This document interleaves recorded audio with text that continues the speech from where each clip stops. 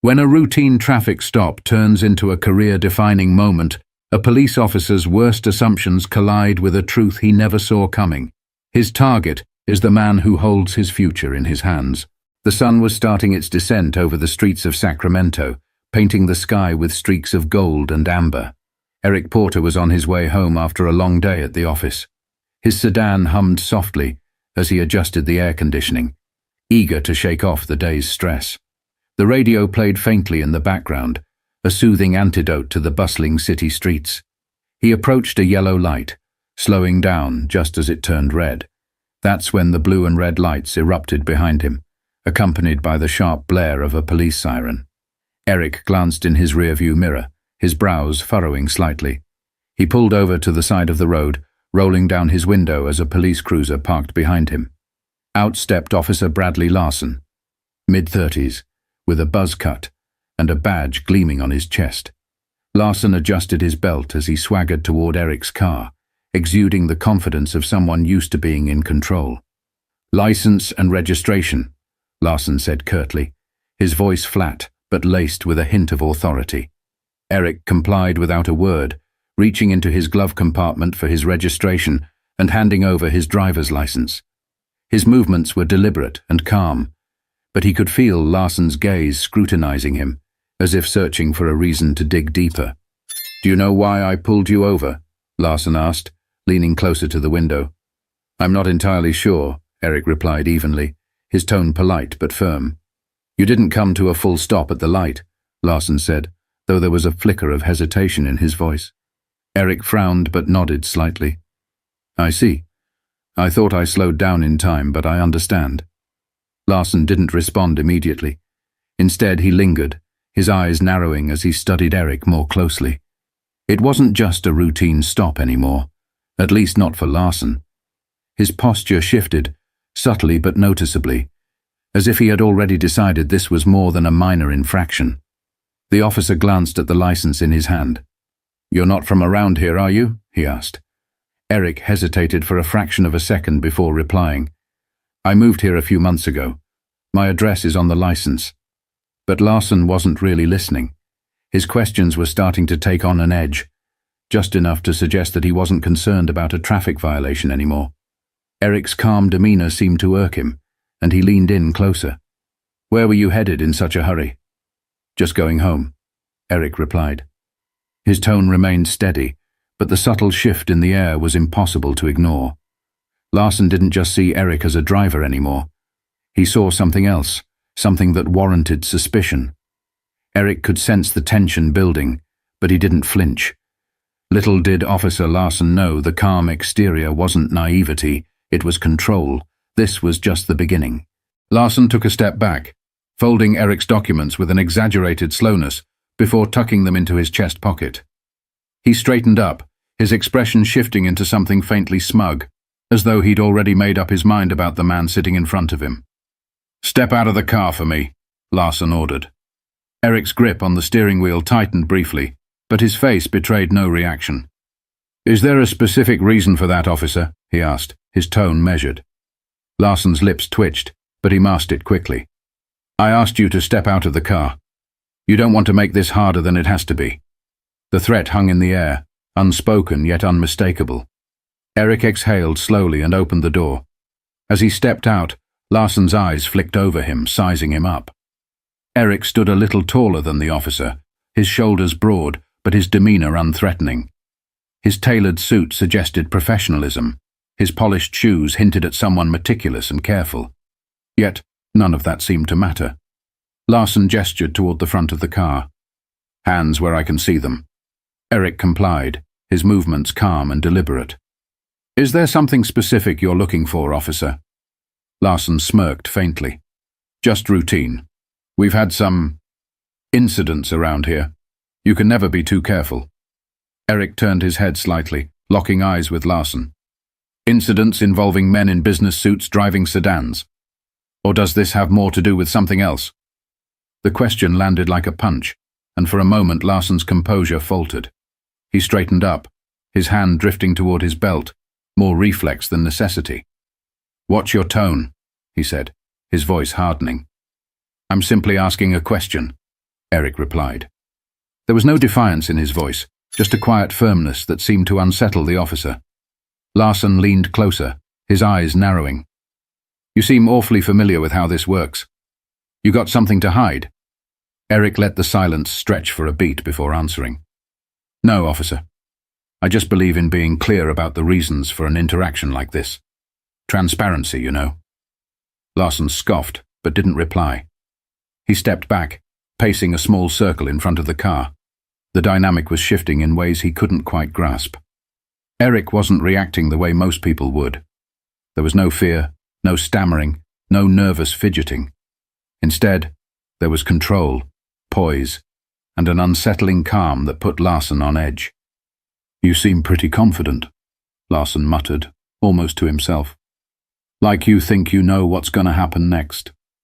Erik didn't rise to the bait. Instead, he tilted his head slightly. Confidence isn't the issue here, officer. Respect is. Larsson froze for half a second, before turning back to face him. The smirk was gone now, replaced by something sharper, almost defensive. He opened his mouth to reply, but the words didn't come out. Erik's composure was throwing him off balance, and he didn't like it. As the silence stretched, the tension between them felt electric, and Larsson was starting to realize this wasn't going to play out the way he'd expected. But instead of backing down, he doubled down. The real test was about to begin. Larsson tapped his fingers against the holster on his belt, his frustration barely concealed. He wasn't used to being challenged, especially not by someone who looked like Erik.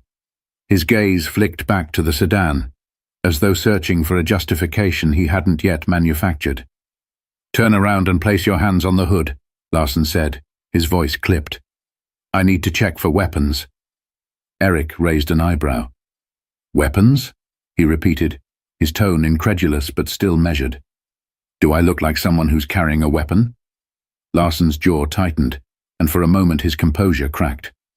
I'm not going to ask you again. Erik hesitated, a flicker of something unreadable passing across his face. Then, without a word, he turned and placed his palms flat against the hood of his car. Larsson approached, the crunch of his boots on the asphalt breaking the uneasy silence. The officer patted Erik down in quick, rough movements, his hands lingering a little longer than necessary. It wasn't just a search. It was an attempt to assert dominance, to provoke a reaction. But Erik didn't flinch, didn't stiffen, didn't so much as shift under the invasive scrutiny. You're clean, Larsson muttered, stepping back. The admission sounded begrudging, like he was irritated that he hadn't found anything to justify his suspicion. Erik turned to face him, his expression calm but his eyes sharp. Of course I am, he said simply. Now, officer, if you're done. I'm not done, Larsson interrupted, his voice rising slightly. The words tumbled out too quickly, betraying his need to stay in control.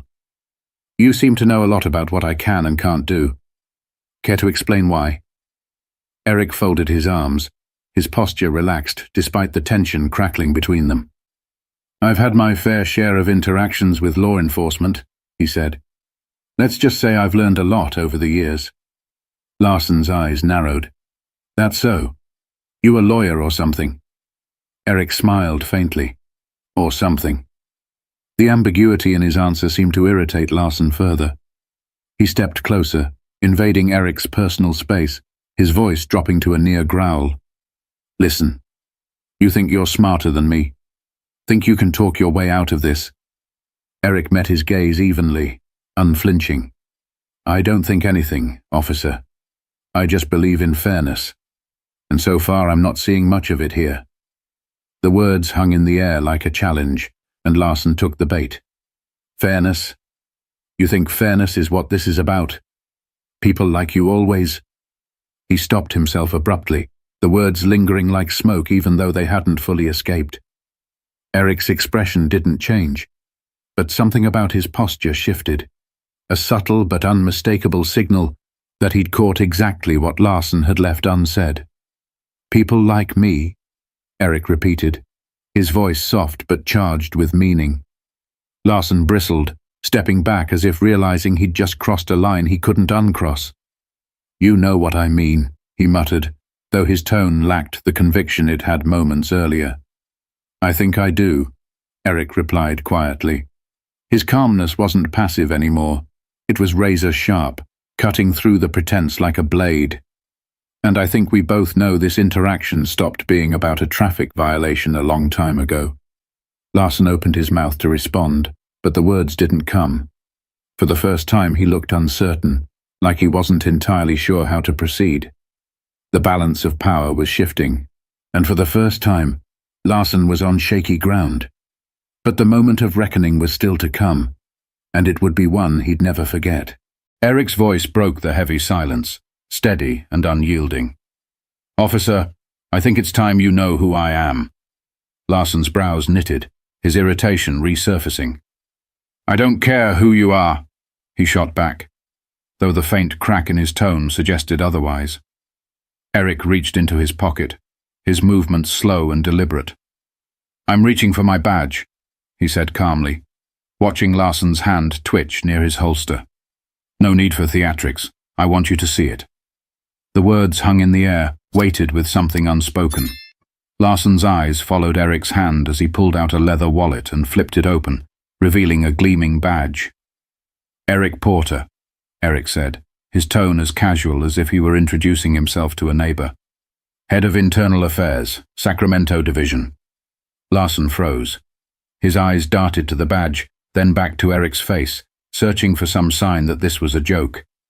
But there was no humor in Eric's expression, only quiet authority and a hint of disappointment. "Internal Affairs?" Larson repeated, his voice cracking slightly. "You're—" "Yes," Eric interrupted, saving him the trouble of finishing the thought. "I oversee officer conduct. My job is to ensure that the people wearing this badge uphold the integrity and values it's meant to represent." Larson's face paled, his confident demeanor unraveling in real time. He took a small step back, his hand falling away from his belt, as though the weight of his own authority had suddenly become too heavy. Eric took a step forward, closing the gap Larson had instinctively created. "Do you know what the most troubling part of this interaction has been, Officer Larson?" he asked, his voice calm but piercing. Larson didn't answer. He looked like a man who had just realized he'd walked into quicksand and had no idea how to escape. "It's not the profiling," Eric continued, "though that's bad enough. It's not the baseless escalation either. It's the fact that you've done all of this without even realizing who you were talking to. You assumed that I wouldn't know my rights, that I wouldn't understand the laws you're sworn to uphold. And why?" Larson opened his mouth, but no words came. Eric's gaze bore into him, unrelenting.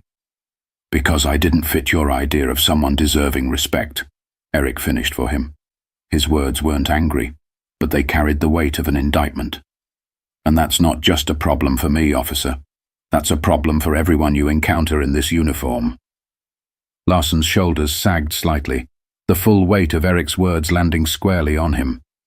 He glanced down at the badge in Eric's hand again, as if it might somehow disappear if he didn't look too closely. Eric stepped back, giving Larson a moment to breathe, but his voice didn't lose its edge.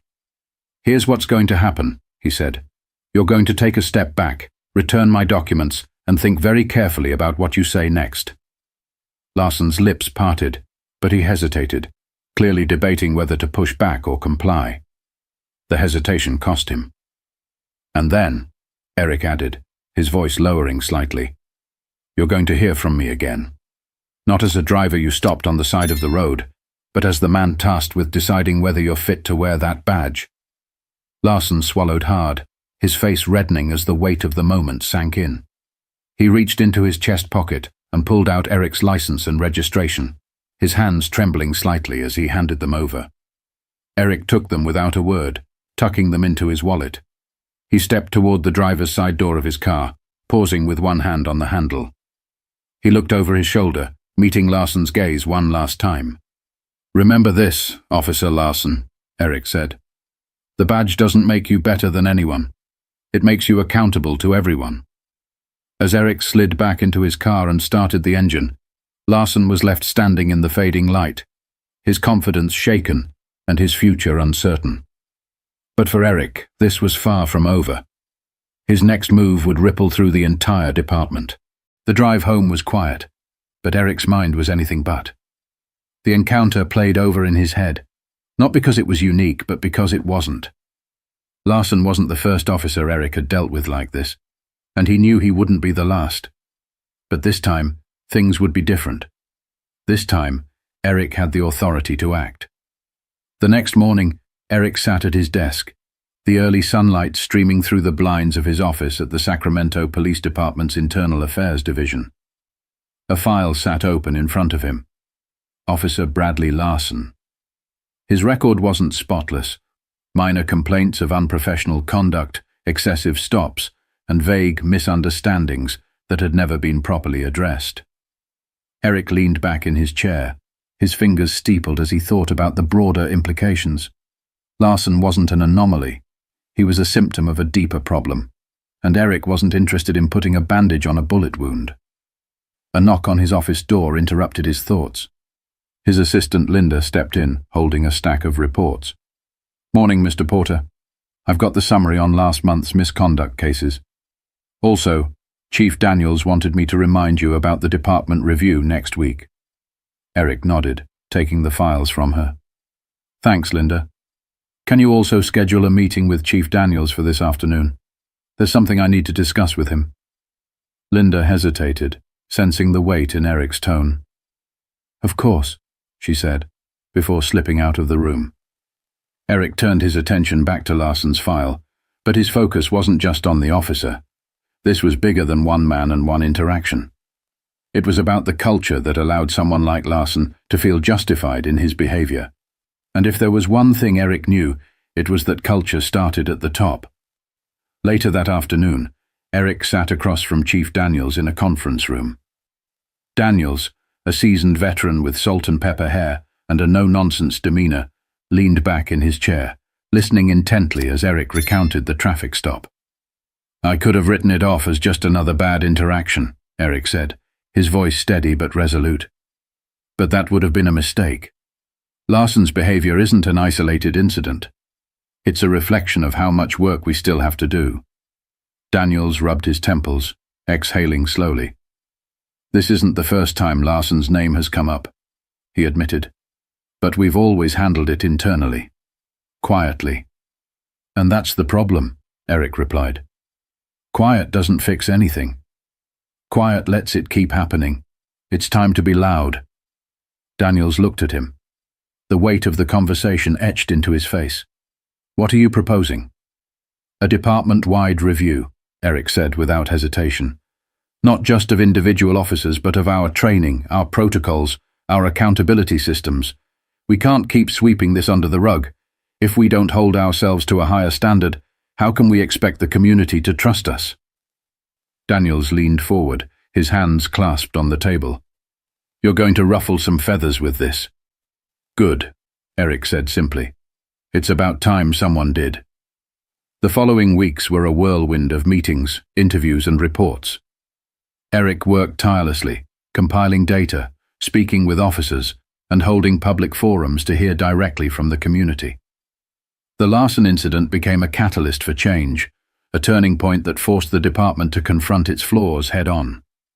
Larson, for his part, faced an internal hearing. Eric made no secret of his involvement, sitting across from Larson during the proceedings and watching as the officer squirmed under the scrutiny. The hearing resulted in a suspension, but Eric knew the real victory wasn't in punishing Larson. It was in preventing the next Larson. Months later, Eric stood at the podium of a community event, addressing a room full of officers, city officials, and local residents.